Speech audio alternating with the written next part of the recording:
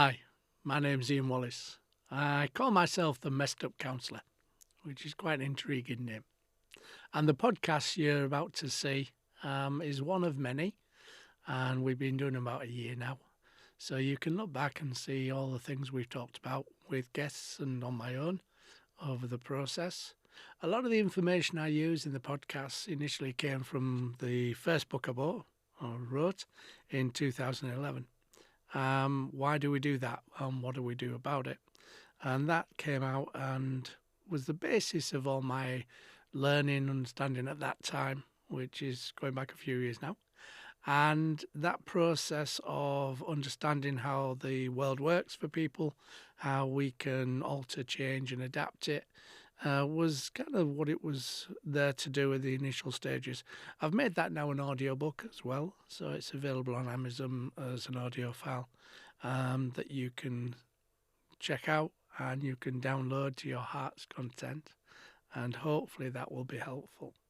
In the podcasts, we're trying to look at all sorts of things about human interactions, human dynamics, the world, and how we might understand it more or change it more. So it gives you lots of ideas and tools in order to think about and look at different ways of being or dealing with things. And hopefully that brings people together and makes people more able to connect and communicate. Lots of topics. If you ever want to connect to me, just obviously drop me a comment on the podcast and I shall try as much as possible to reply. And if you've got any ideas of things that we might want to use on the podcasts, then please let me know. My name's Ian Wallace. Thanks for looking and thanks for listening. Hi, and welcome to another weekly podcast from Ian Wallace, the Messed Up Counsellor. Today what I'd like to look at is demands for assurance, the things that people feel that they need from us to make sure their world is okay, or the world is okay. And that can lead to a lot more responsibility on us to either save them, possibly, take control, take the responsibility, or persecute them sometimes, as we would call the drama triangle. You can Google that. There's loads of copies of it. So when we're looking at a need to make our world safer in some way, shape or form, that might be emotionally safer, physically safer, then sometimes we ask other people to do that. And then you'll be put in that position with friends and family and people around you, whereby they want you to take control, you want you to do it, because they're not sure of how to do it, or they're scared of messing it up or getting it wrong or those kind of things. So they abdicate responsibility and they put pressure on us. Now that's sometimes a good thing if they don't have the skills or the abilities to do it. I'm no good at DIY, so I will ask a plumber or electrician to come in and do a job. There's no point in me doing it. But if it's about the world in my emotional sense, then if I'm feeling insecure, if I'm feeling upset, then I may put that responsibility on other people. Now, lots of people will do this without even realising, and it's not necessarily because we're bad people, although we can use it in a manipulative way, which is not necessarily helpful.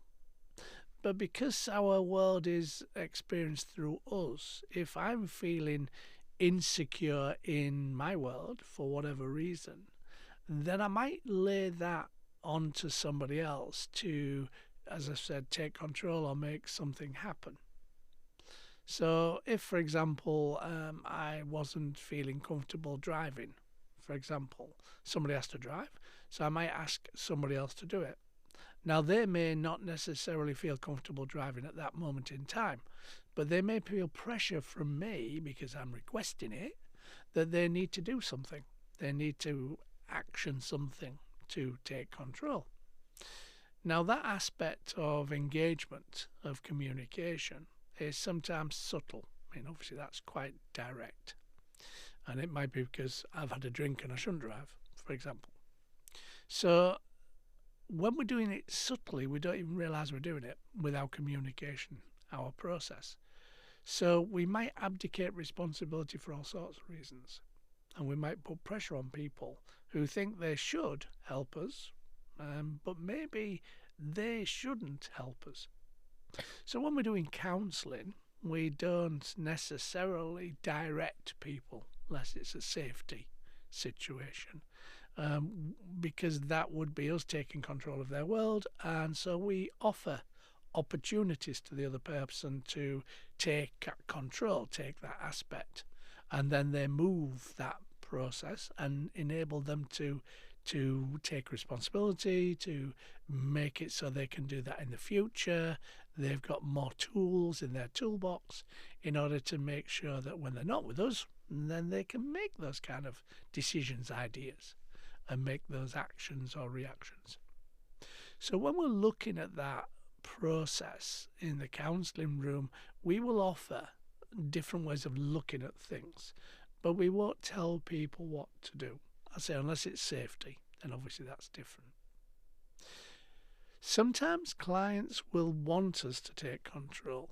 They want us to make the world better for them. They don't want to have to be responsible. And that's not because they're bad people. That's because either they're feeling that they could get it wrong, or they're feeling that they'll be judged, or they're feeling that, they want a quick solution kind of thing. And when we do that in relationships, then it can create an unbalanced process between the two parties involved in the dialogue.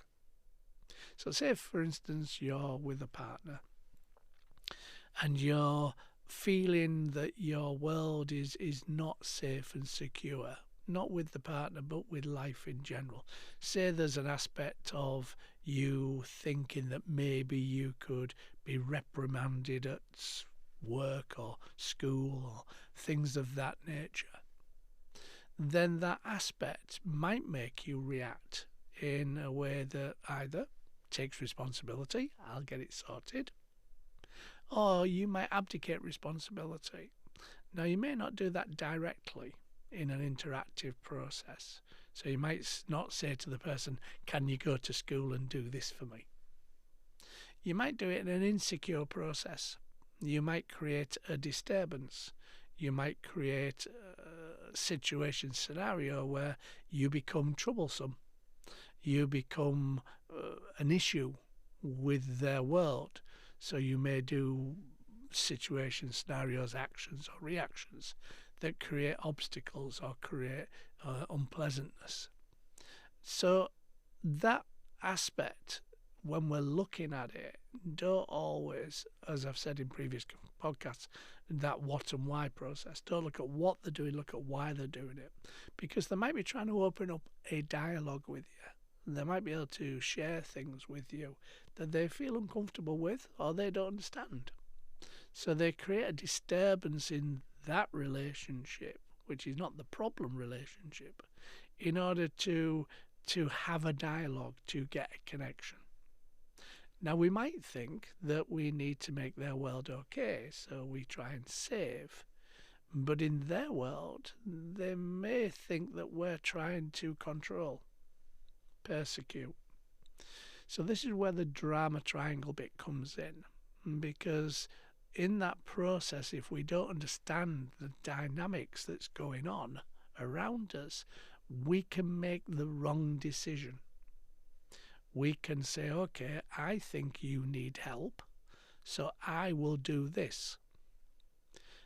But that's not engaging with them. That's not engaging in a dialogue. That's not communicating that to the others. That's just me taking control.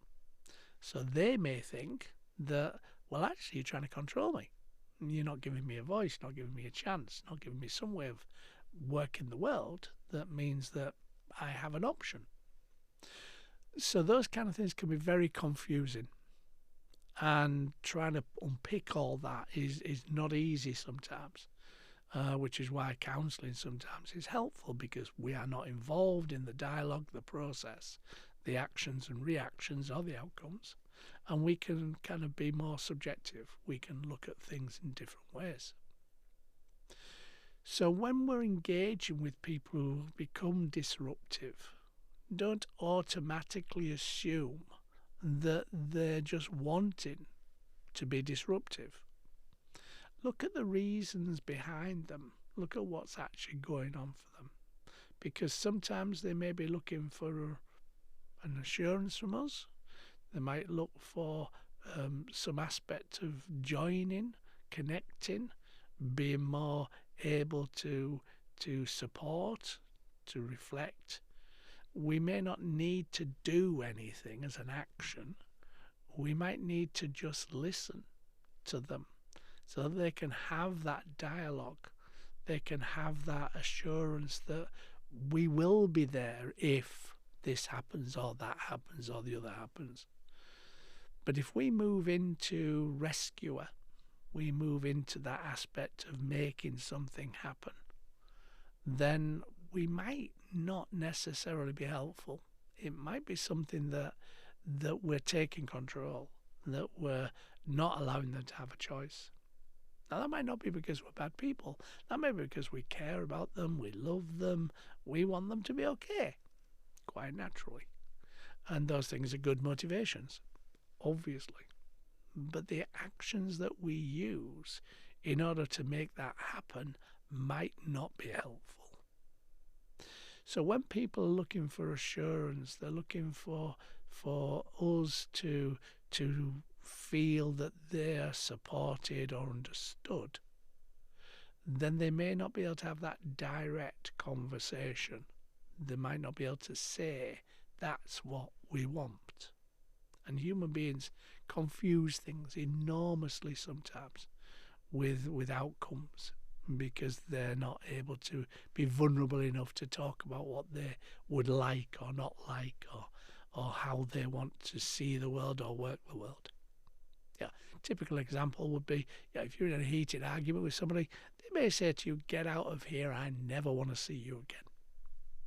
Usually they don't mean that. They can do, but they normally don't mean that. What they're meaning is, how much are you going to fight to stay here? Now, if the person says that instruction, get out of here, I never want to see you again, then they're pretty much going to act on that. If they think about that and say, well, why is somebody saying something so dramatic to me? What is it they really want? And then have a conversation about, well, why did you say that? What's going on? Open up the dialogue, then at least we might get a real understanding of what that particular phrase meant. Because we're feeling vulnerable, we say, get out of here, I never want to see you again. But we're actually saying, how much do you want to stay? Show me you want to fight for this. Show me that you care about me, you value our relationship. That's massively confusing. And we all get it wrong sometimes. But that process, if we identify and look at and explore and unpick that aspect with them, then we might get the real conversation happening, which is, as I said, why the what and why aspect helps us to understand people's actions and reactions.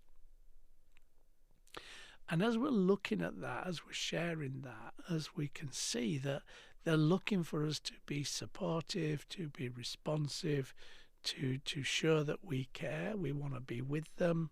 They're looking for that kind of solid aspect of security in some way.